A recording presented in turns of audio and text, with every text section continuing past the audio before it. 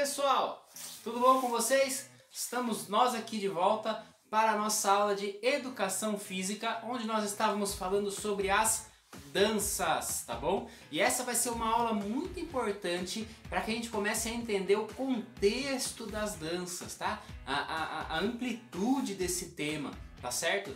E aí vai ser muito legal que vocês acompanhem essa aula até o final, tá bom? E não deixem de ver lá as atividades no Conexão Digital que nós temos aí da semana passada, tá certo? Essa semana nós não temos atividade, mas semana passada nós tivemos. Então faça lá as atividades de dança, porque no final dessa unidade aqui de danças nós terminamos a nossa etapa, tá? Aí são fechamento de nota, fechamento das presenças, fechamento de tudo isso, tá certo? E aí nós partimos para a terceira e última etapa, então é importante vocês agora, é a reta final para fazer as atividades aí, mas ainda temos um tempo, tá certo? Para vocês poderem concluir tudo isso, tá? Hoje a nossa ideia aqui, da nossa aula de danças na Educação Física, é de certa forma simples, mas também é difícil, né, para que a gente possa ampliar um pouco o nosso pensamento sobre as danças, tá? Por quê? O que eu quero dizer para vocês? Que a dança, ela é algo complexo, tá? Professor, o que é complexo?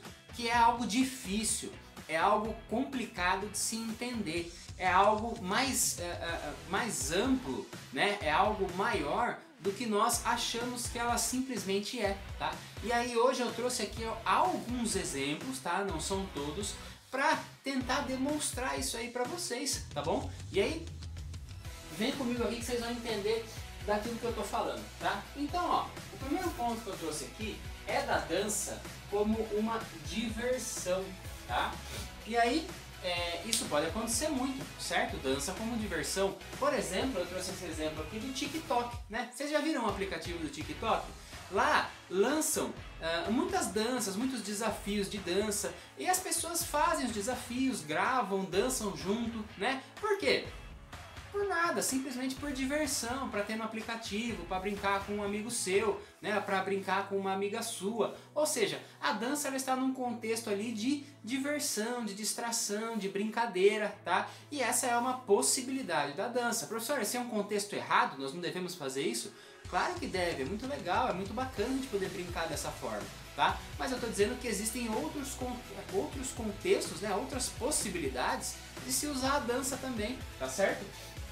Então a primeira aqui é a dança como diversão, tá? E o exemplo do TikTok. Outro exemplo que nós temos é a dança como esporte, tá certo? Coisa que nós já falamos bastante aí na nossa outra unidade, né? Do esporte, o que era o esporte. E todo mundo conseguir entender um pouquinho mais do mundo do esporte, né? O que é esporte, o que nós estamos falando quando nós falamos sobre esporte, tá?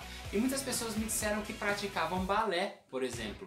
E me disseram que praticavam um balé com características de esporte, né? Por quê? Porque participavam de eventos, participavam de campeonatos, participavam de apresentações, faziam o balé 2, 3, 4 vezes por semana, tinham materiais específicos, tá certo?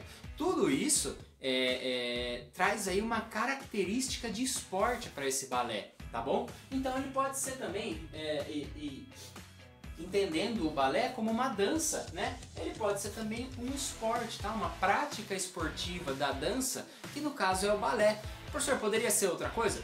Poderia ser outra dança também, mas eu trouxe de exemplo porque foi algo que surgiu bastante nas nossas conversas, tá?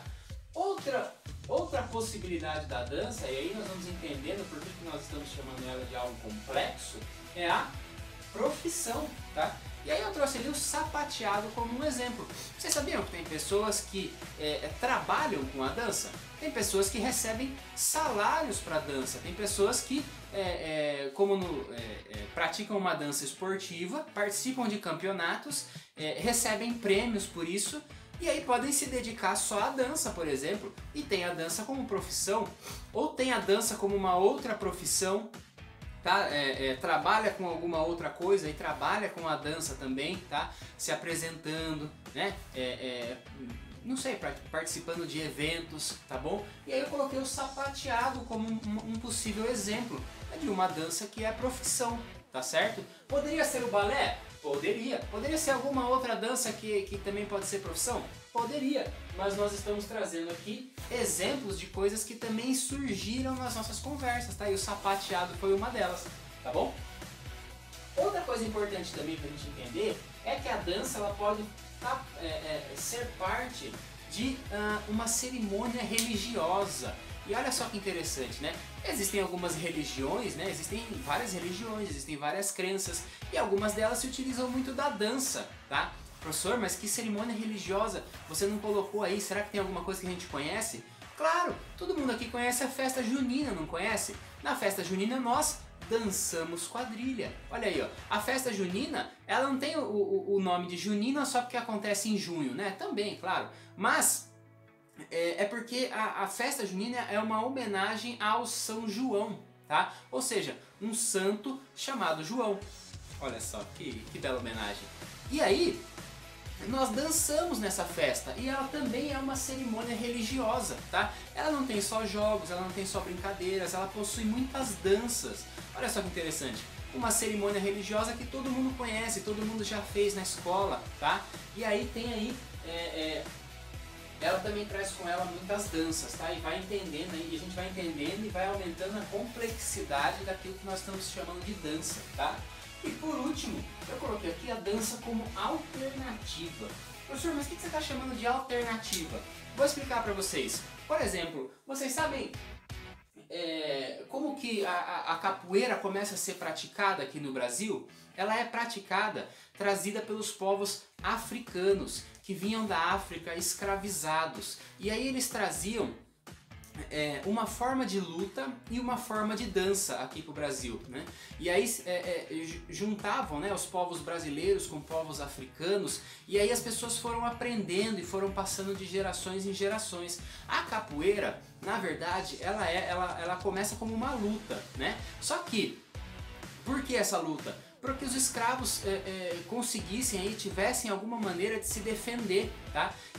Normalmente os capatazes, né, as pessoas que, entre aspas, tomavam conta dos escravos, andavam armados, né, tinham algum tipo de ferramenta, e os escravos não tinham esse tipo de coisa, então eles precisavam de uma alternativa para se defender, e a capoeira era uma alternativa, só que eles não podiam treinar lutas abertamente, então a capoeira ela vai sendo transformada, né, vai sendo mascarada como uma dança, tá? E aí hoje nós conhecemos a capoeira como uma dança, com seus instrumentos, com o birimbau, por exemplo, né, com o seu ritmo, mas ela também é uma luta, tá? Então, professor, mas capoeira é dança ou é luta? Na verdade são os dois, tá bom? Nessa mistura aí ela acabou virando os dois, e nós podemos entender a capoeira então como uma alternativa àquela vida muito difícil, aquela vida muito complicada, né? Aquela vida muito injusta, e uma possibilidade de se encontrar um meio de defesa para si próprio também, tá? A caneta quase caiu aqui.